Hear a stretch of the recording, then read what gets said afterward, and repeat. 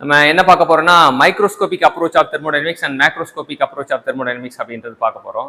Macroscopic approach of தெர்மோடைனமிக்ஸ்ல என்ன பண்ணுவாங்கன்னா ஒரு சர்டைன் குவான்டிட்டி ஆஃப் மேட்டர் எடுத்துப்பாங்க. எடுத்துட்டு அதை தான் நம்ம ஒரு இதுவாகவே வச்சுப்பாங்க, வச்சுக்கிட்டு ஒர்க் பண்ணுவாங்க.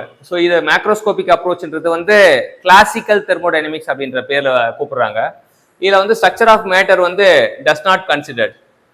ஏன்னா முழுசாக தான் பார்ப்பாங்க. அப்போ ஸ்ட்ரக்சர் ஆஃப் எப்படி சைட்னஸ் எல்லாம் ரொம்ப ரொம்ப ஃபியூ வேரியபிள்ஸ் தான் தேவைப்படும். அந்த வேரியபிள் நம்மளால் மெஷர் பண்ண முடியும் அப்படின்ட்டு தெரிஞ்சுக்கலாம்.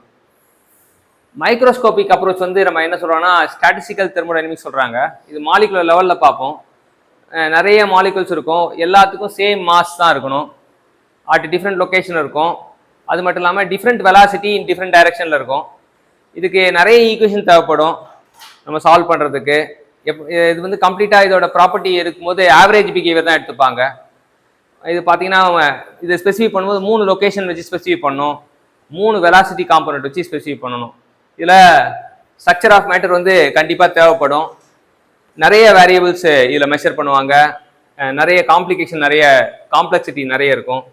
இது வேரியபிள்ஸ் வந்து நம்மளால் டைரெக்டாக மெஷர் பண்ண முடியாது, ஆவரேஜ் பிஹேவியர் தான் எடுக்கணும் அப்படின்னு தெரிஞ்சுக்கலாம். ஸோ இதான் வந்து கிளாசிக்கல் அப்ரோச் ஆஃப் தெர்மோடைனமிக்ஸ்க்கும் ஸ்டாட்டிஸ்டிக்கல் அப்ரோச் ஆஃப் தெர்மோடைனமிக்ஸ் இல்லை macroscopic view of macroscopic approach of thermodynamics to microscopic approach of தெர்மோடைனமிக்ஸ்க்கு டிஃபரன்ஸ்.